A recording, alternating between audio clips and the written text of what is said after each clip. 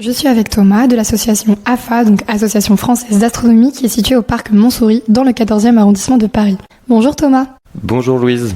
Est-ce que vous pouvez me présenter un petit peu votre association ? Oui, alors l'Association Française d'Astronomie est une asso, comme tu disais, basée au parc Montsouris. On est une asso nationale spécialisée à la fois en formation et en animation en astronomie et éditrice de presse. Donc nos buts, c'est de faire découvrir l'astronomie au plus grand nombre, de rendre le ciel accessible, d'initier les gens à l'astronomie et de les faire progresser s'ils le souhaitent. Et on fait ça à l'occasion de plein d'événements comme les Nuits des Étoiles, des festivals d'astronomie comme Explore Espace qui aura lieu en novembre, ou Paris sous les étoiles qui nous permet d'aller dans les parcs et jardins parisiens pour faire découvrir le ciel. D'accord, donc quels parcs par exemple sont concernés par l'événement ? Alors on fait 21 parcs sur 22 dates entre le 28 juin, donc ça a déjà commencé, et le 13 septembre.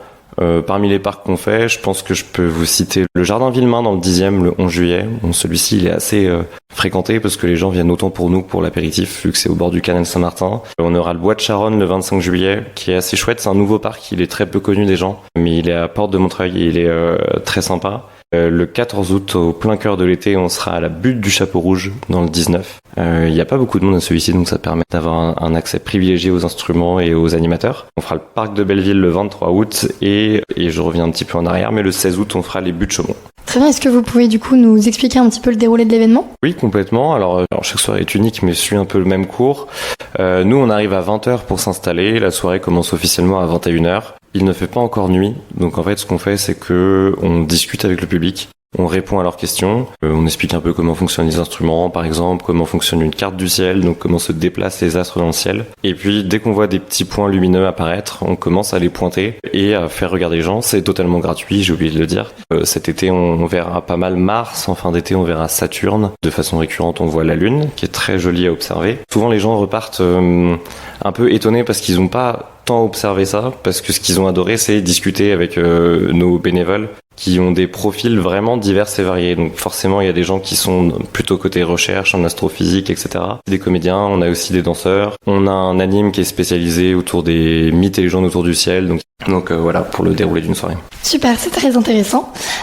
Quels sont du coup les objectifs principaux de ces événements ? L'objectif général, c'est de faire découvrir le ciel aux Parisiens et Parisiennes. Bon, pas que, hein, si les gens viennent d'ailleurs, on les accepte aussi. Ça part d'un constat, c'est que souvent le public nous pose la question, est-ce qu'on va voir des choses ce soir vu qu'on est à Paris ? On a constaté que les Parisiens et Parisiennes n'avaient pas le réflexe de lever les yeux au ciel. Donc ça, c'est la première chose. C'est montrer qu'on voit des choses à Paris et les rendre accessibles via l'observation et l'accompagnement justement avec nos animateurs et animatrices. D'accord, et du coup, comment se passent les inscriptions ? Est-ce qu'il y en a ? Comment vous contactez également ? Quels sont vos sites internet si vous en avez, vos réseaux sociaux ? Alors, il n'y a pas d'inscription, on vient quand on veut, entre 21h et 1h du matin, on repart quand on veut, c'est gratuit. Si vous avez des questions, il y a toutes les infos sur notre site afastronomie.fr, donc afastronomie.fr. On a Instagram, on a Facebook, on peut être contacté par mail aussi éventuellement. Souvent, la question sur laquelle on nous contacte, c'est la météo. Est-ce que la soirée est maintenue ou pas ? En l'occurrence, c'est pas de nouvelles, bonnes nouvelles.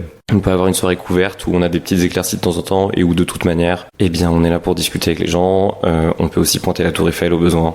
Donc, sauf si on dit que la soirée est annulée, a priori, on est présent. D'accord, donc maintenant, que diriez-vous à quelqu'un qui hésite à venir ? Que c'est vraiment une opportunité à ne pas manquer, que de voir les anneaux de Saturne ou les cratères sur la Lune à moins de 30 minutes de chez soi, si ce n'est moins pour certains parcs. Merci Thomas. Merci Louise.